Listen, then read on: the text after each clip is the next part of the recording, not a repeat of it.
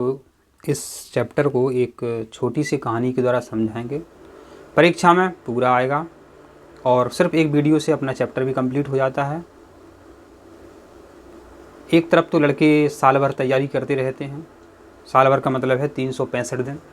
365 दिन तैयारी करते रहते हैं, लेकिन आप हमारे 10 घंटे के वीडियो नहीं देख सकते हो। माना है पूरा जीव विज्ञान 10 घंटे में आपका कवर हो जाता है, लेकिन आप तैयारी करते रहते हो, किताबें पढ़ते रहते हो। जब भी फेल हो जाते हो, परसेंटेज अच्छी नहीं बनती है। 365 दिन और एक दिन में 24 घंटे, 24 घंटे एक दिन में, और हमारे वीडियो सिर्फ हैं 10 घंटे के। माने एक चैप्टर आपका 30 से लेकर के 40 मिनट में हम समाप्त कर देते हैं और परीक्षा में आपका पूरा आता है। तो आप वीडियो ध्यान से देखें और सुनें।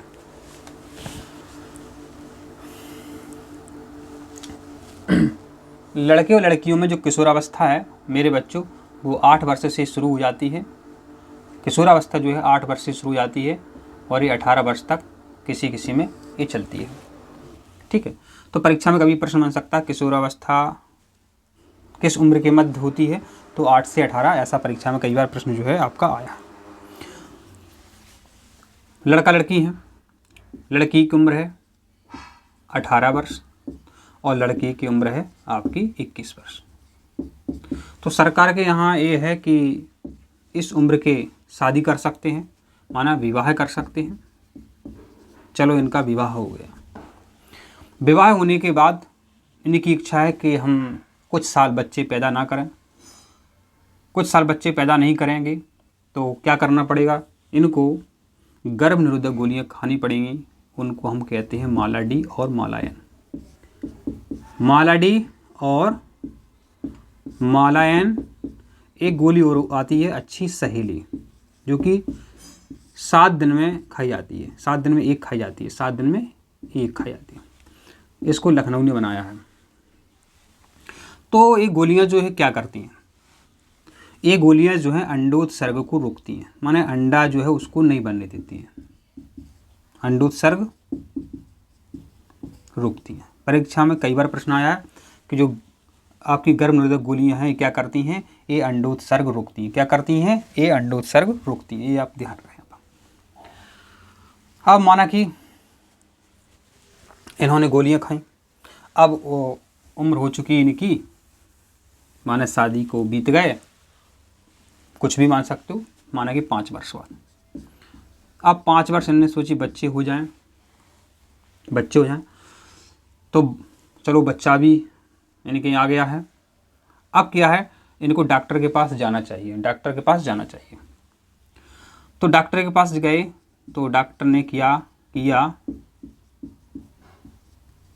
अल्ट्रासाउंड किया, देखा कि बच्चे में कोई कमी तो नहीं है, तो बच्चा ठीक ठाक दिखा इनको। लेकिन क्या है, जो लड़का लड़की थे, इनके परिवार में किसी न किसी को एक बीमारी थी, सिंड्रोम या तो टर्नर सिंड्रोम हो सकता है या क्लाइनफेल्टर सिंड्रोम हो सकता है। तो उन्होंने कहा नहीं, हमें पता करना है कि बच्चे में कोई विकृति नहीं है, कोई विकृति नहीं। तो एक अच्छे डॉक्टर के पास गए, तो डॉक्टर ने भ्रूण परीक्षण किया। कैसे किया, एमनियो सेंटेसिस से, मैंने भ्रूण परीक्षण किया, उस विधि को कहते हैं एमनियोसेंटेसिस। तो एमनियोसेंटेसिस भ्रूण परीक्षण की एक तकनीक है। एमनियोसेंटेसिस भ्रूण परीक्षण की एक तकनीक है जिसमें माँ के गर्भाशय से सर्जिकल सुई की सहायता से एमनियोटिक द्रव, क्या एमनियोटिक द्रव,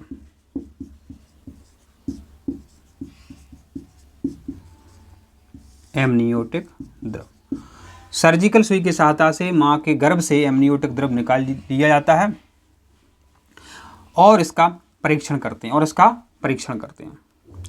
इसे कहते हैं हम एमनियोसेंटेसिस। अगर कोई विकृति है किसी प्रकार की तो वो इससे पता चल जाएगी एमनियोसेंटेसिस तकनीक से। और यहाँ पर देखिए कई डॉक्टर इसका क्या है, कई लोग इसका गलत फ़ायदा उठाते हैं। ठीक है, तो भ्रूण का लिंग माने पुरुष है या महिला है। भ्रूण का लिंग कई लोग पता कर लेते हैं। कैसे कर लेते हैं? लिंग गुणसूत्र से, लिंग गुणसूत्र से। तो ये अपराध भी है, अगर पता चल जाए सरकार को तो सज़ा है। तो भ्रूण का लिंग भी पता कर लेते हैं लोग, डॉक्टर वगैरह, ठीक है। तो भ्रूण का लिंग पता कैसे करते हैं? लिंग गुणसूत्र से पता कर लेते हैं डॉक्टर। लेकिन ये अपराध है, करना नहीं चाहिए, इसका करना नहीं चाहिए, ठीक है। अब डॉक्टर के पास जो है कई प्रकार के केस आते हैं। यहाँ पर चलो चलते हैं। तो बच्चे में कोई विकृति नहीं है, कोई दिक्कत नहीं है, ठीक है। अब क्या हुआ, दो बच्चे इनके पास आ गए, माने हम दो हमारे दो, माने परिवार नियोजन कार्यक्रम जो है, यहाँ पर ध्यान दीजिए, परिवार नियोजन कार्यक्रम, ठीक है। इसको हम परिवार कल्याण कार्यक्रम भी कहते हैं।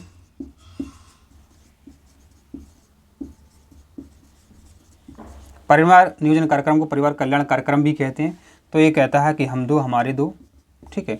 इससे क्या है, जनसंख्या जो है नहीं बढ़ेगी, जनसंख्या नहीं बढ़ेगी तो सब लोग सुखी रहेंगे, सभी को पता है। अभी जनसंख्या पर भी आएंगे अपन।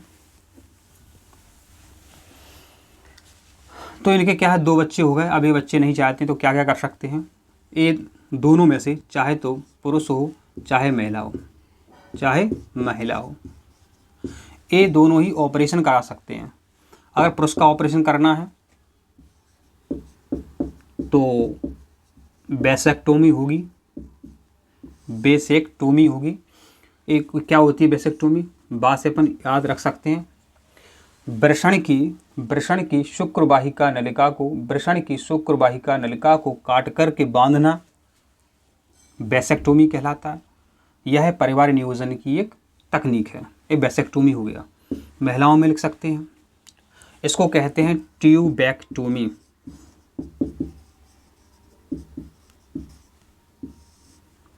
ठीक, इसमें क्या होता है, इसमें फैलोपियन ट्यूब को काट करके बांध दिया जाता है। इसमें फैलोपियन ट्यूब को काट करके बांध दिया जाता है। यह भी परिवार नियोजन की एक तकनीक है, ठीक है। इससे होता क्या है, अंडाणु का निषेचन नहीं हो पाता। जब अंडाणु पहुंचेंगे नहीं तो निषेचन कैसे होगा, ठीक है। तो यहाँ पर ने ये देखा, तो दोनों ये लोग ये करवा सकते हैं, पैसे भी मिलते हैं और जनसंख्या वृद्धि जो है कंट्रोल रहती है, ठीक है। ये इंपॉर्टेंट परीक्षा में कई बार ये आपका आता रहता है। तो यहाँ पर देखिए लिखा है कट, कट माना होता है काटना। ट्यूबैक्टोमी ट्यूब काटना, महिलाओं की फैलोपियन ट्यूब काटी जाती है। इसमें यह है बेसेक्टोमी, इसमें वृषण की शुक्रवाहिका नलिका को काटा जाता है। तो ये आपका बेसेक्टोमी हो गया। अब इससे होता क्या है, इससे जो है देखा जाए जनसंख्या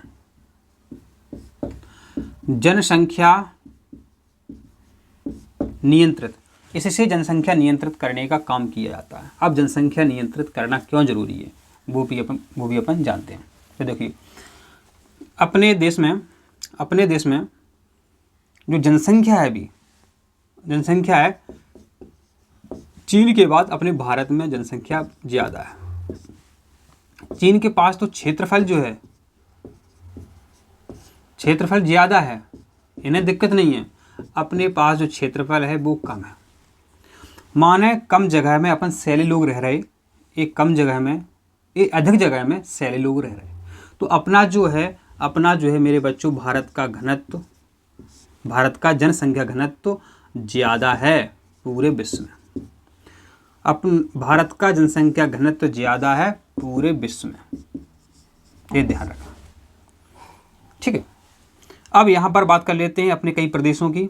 अपने मध्य प्रदेश की बात करते हैं। तो मध्य प्रदेश में सबसे अधिक जनसंख्या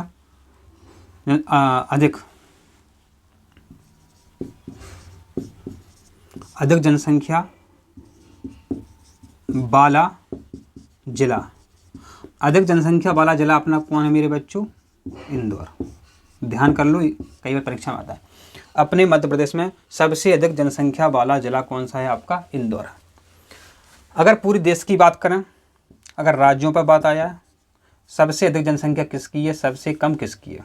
ठीक है, पहले हमें याद करवा रहा है अधिक जनसंख्या, फिर याद करवा रहा है कम जनसंख्या। अधिक किसकी है, कम किसकी है? हमने कहा या आपने कहा सर आप उसी छात्र को बहुत प्यार करते हैं, उसी से प्रश्न पूछते हैं, उसी को समझाते हैं, उसी से पूछो। आपने क्या कहा? उसी से पूछो, हमसे क्यों बार बार पूछते हो? तो आपने हमें जवाब दिया कि सर आपका वही जो स्टूडेंट है उसी से पूछो। आपने कहा हमसे, आपने कहा उसी से पूछो, उसी से पूछो, समझ रहे बात? आपने हमसे ये बोला कि सर आप उसी से पूछिए, आपका तो वही प्रिय स्टूडेंट है।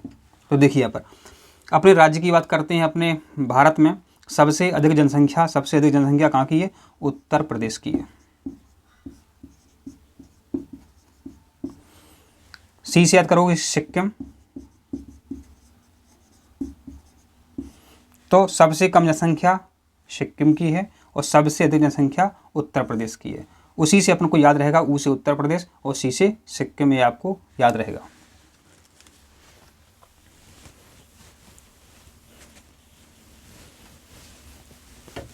तो देखिए हम आपको ट्रिक्स के द्वारा ही समझाते चलते हैं, जिससे आप आंसर कभी भूल नहीं पाएंगे।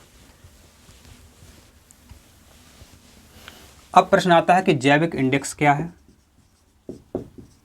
जैविक इंडेक्स तो जन्म दर और मृत्यु दर का अनुपात जैविक इंडेक्स कहलाता है।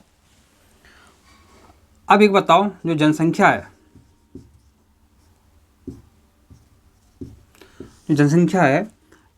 ये तीव्रता से बढ़ रही है, तो इसको बोलते हैं जनसंख्या विस्फोट।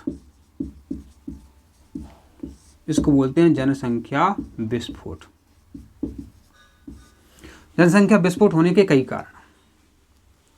एक तो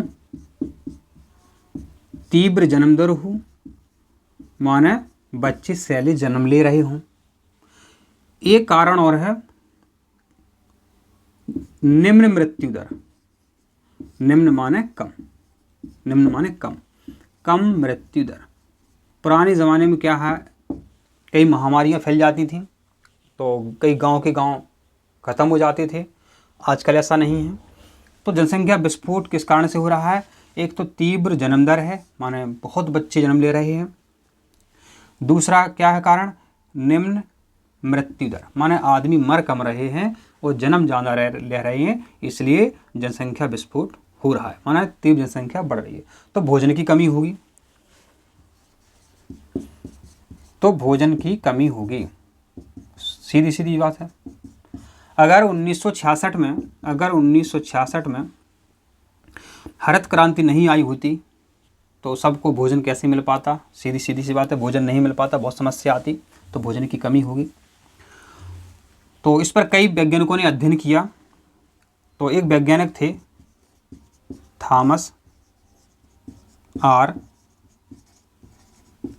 माल्थस। तो थॉमस आर माल्थस ने जनसंख्या सिद्धांत दिया था। थॉमस आर माल्थस ने जनसंख्या सिद्धांत दिया था। ये परीक्षा में कई बार आया है। और आपको पता है 11 जुलाई को विश्व जनसंख्या दिवस मनाया था। 11 जुलाई को, ये डेट याद रखें, परीक्षा में कई बार ये आता है। 11 जुलाई को विश्व जनसंख्या दिवस मनाया जाता है।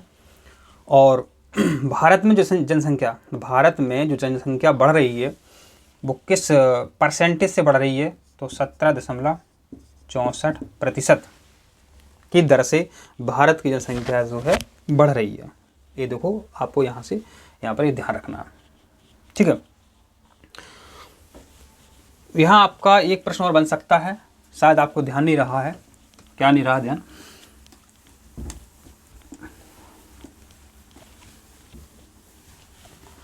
कि सर अपना जो भारत है, भारत का जनसंख्या घनत्व जो है वो कैसा है? सबसे अधिक है, पूरे विश्व में सबसे अधिक है, सबसे अधिक, ठीक है।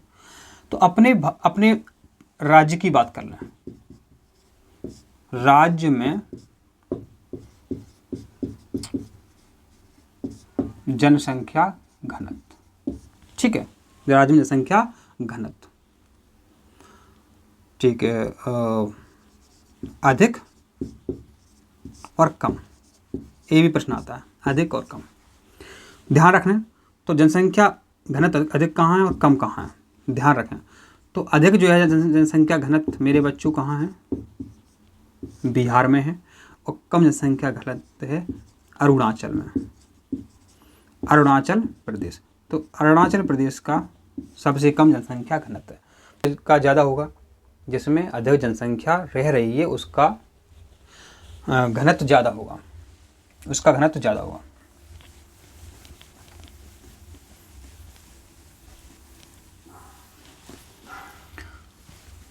तो जो एमनियोसेंटेसिस किया था, तो भ्रूण में कोई भी अनुवांशिक रोग तो नहीं है, इसके लिए एमनियोसेंटेसिस किया जाता है, ये आप सभी को पता होना चाहिए। अब कुछ नाम आते हैं, IUCT का पूरा नाम आता है intrauterine contraceptive devices, intrauterine contraceptive devices, ये इसका IUCT का नाम है। एक नाम पूछा जाता है ZIFT, zygote intrafallopian transfer, zygote intrafallopian transfer. एक आता है GIFT, gamete intrafallopian transfer, gamete intrafallopian transfer. ये परीक्षा में कई बार आता रहता है। इनके 2-2 नंबर के जो प्रश्न हैं वो भी हम आपको बताएंगे, लेकिन यहाँ पर बताएंगे तो फिर क्या है, वीडियो लंबा हो जाता है, फिर आप वीडियो देखते नहीं हैं, अब हम बात कर लेते हैं रोगों के बारे में,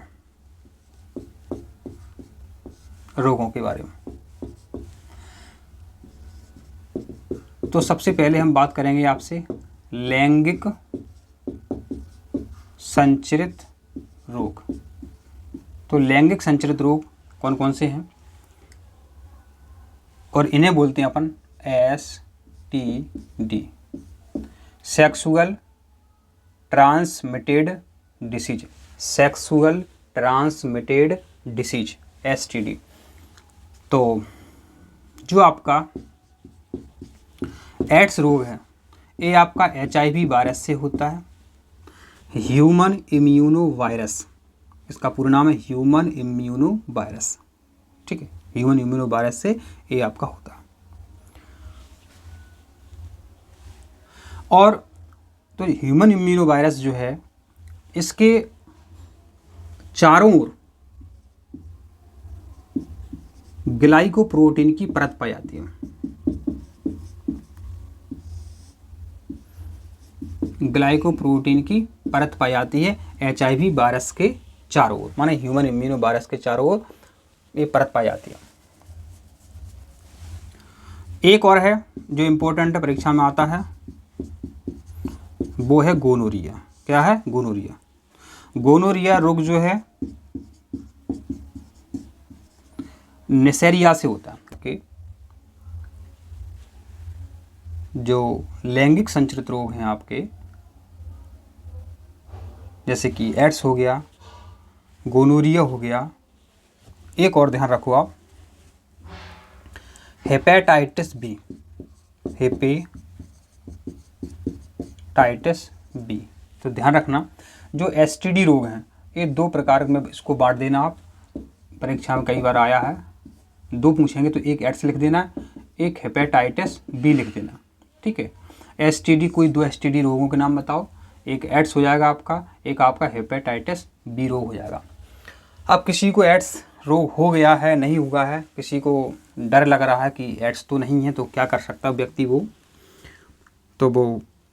डॉक्टर पर जाकर के एक टेस्ट करवा सकता है, एलिजा टेस्ट, इसको एलिजा टेस्ट कहते हैं। इससे पता चल जाएगा कि आप उसको, उस फलाने व्यक्ति को एड्स है या नहीं, ठीक है। चलो अब हम बात कर लेते हैं और रोगों के बारे में, जैसे कि एक रोग है कैंसर। कैंसर क्या है? सिंपल सा ये प्रश्न है, सिंपल सा आंसर है कोशिकाओं। कोशिकाओं की अति वृद्धि, कोशिकाओं की अतिवृद्धि होना, कोशिकाओं की अतिवृद्धि होना कैंसर कहलाता है। क्या कहलाता है? कैंसर। कैंसर होने के कई कारण हैं। एक तो कैंसर होने के जो कारण है, एक प्रकार का जीन है कैंसर होने का कारण है, उसको कहते हैं ओन्कोजीन। ओन्कोजीन। एक प्रश्न आता है कि कैंसर कारक, कैंसर को उत्पन्न करने वाला जीन्स कौन सा है? तो वो है आपका ओन्कोजीन। कैंसर कारक कौन सा है? आपका ओन्कोजीन है। एक रोग होता है सिफिलिस। सिफिलिस किससे होता है? सिफिलिस किससे होता है? ये होता है आपका ट्रिपोनीमा, ट्रिपोनीमा पैलिडम। तो सिफिलिस नाम का रोग जो है आपका ट्रिपोनीमा पैलिडम से होता है। ये कई बार परीक्षा में पूछा आता है। जब रोग होते हैं, आप डॉक्टर के पास जाते हैं तो एक दवाई वो जरूर खिलाते हैं आपको, उसका नाम है एंटीबायोटिक।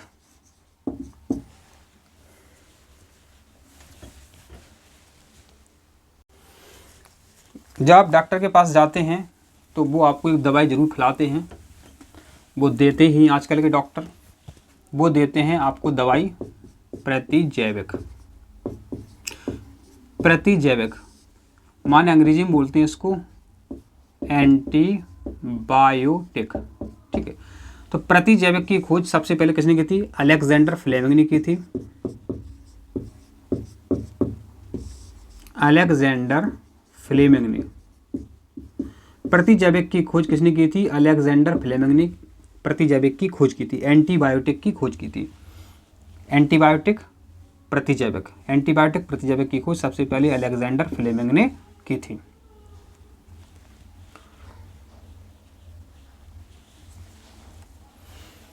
तो देखिए हमने आपको महत्वपूर्ण जानकारी दी है।